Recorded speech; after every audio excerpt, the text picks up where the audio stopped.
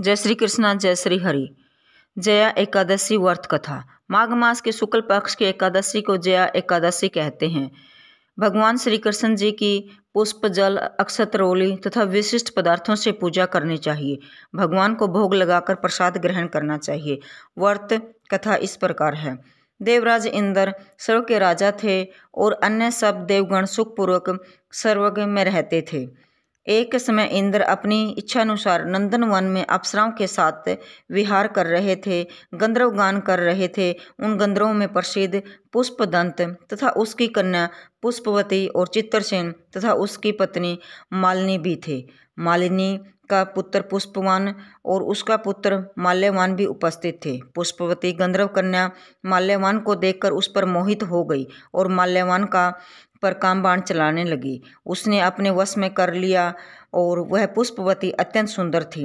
अब वे इंद्र को प्रसन्न करने के लिए गान करने लगे, परंतु आपस में मोहित हो जाने के कारण वे भ्रमित हो गए। इनके ठीक प्रकार से न गाने तथा सबर ताल ठीक न होने पर इंद्र इनके प्रेम को समझ गया और अपना अपमान समझकर उनको श्राप दे दिया। हे मूर्खों, तुमने मेरी आज्ञा का उल्लंघन किया है, इसलिए तुम्हें धिक्कार है।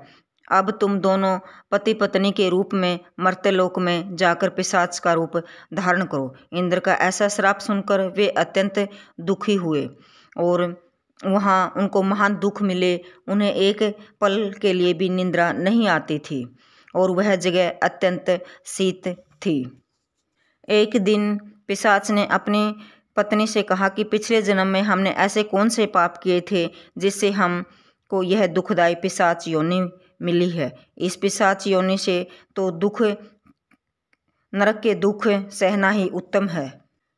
देवयोग से तभी माघ मास में शुक्ल पक्ष की जया नामक एकादशी आई। उस दिन उन्होंने कुछ भी भोजन नहीं किया और न ही कोई पाप कर्म किया, केवल फल फूल खाकर ही दिन व्यतीत किया और साय समय महान दुख से पीपल के वृक्ष के नीचे बैठ गए। उस समय सूर्य भगवान अस्त हो गए थे। उस रात को अत्यंत ठंड थी, इस कारण वे दोनों ठंड के मारे अति दुखित होकर मृतक के समान आपस में चिपटे पड़े रहे।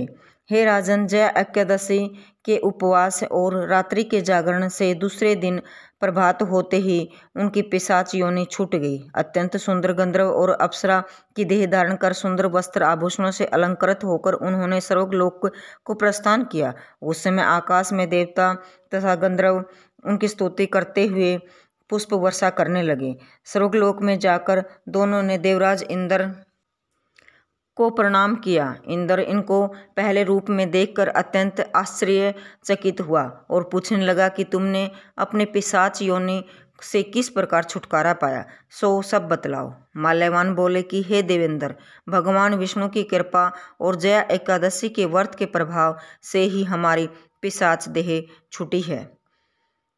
हे भगवान, यह सब एकादशी की कृपा का फल है।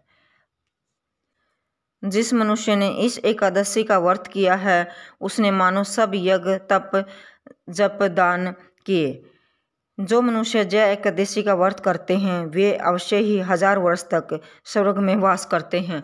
हरे कृष्णा, हरे कृष्णा।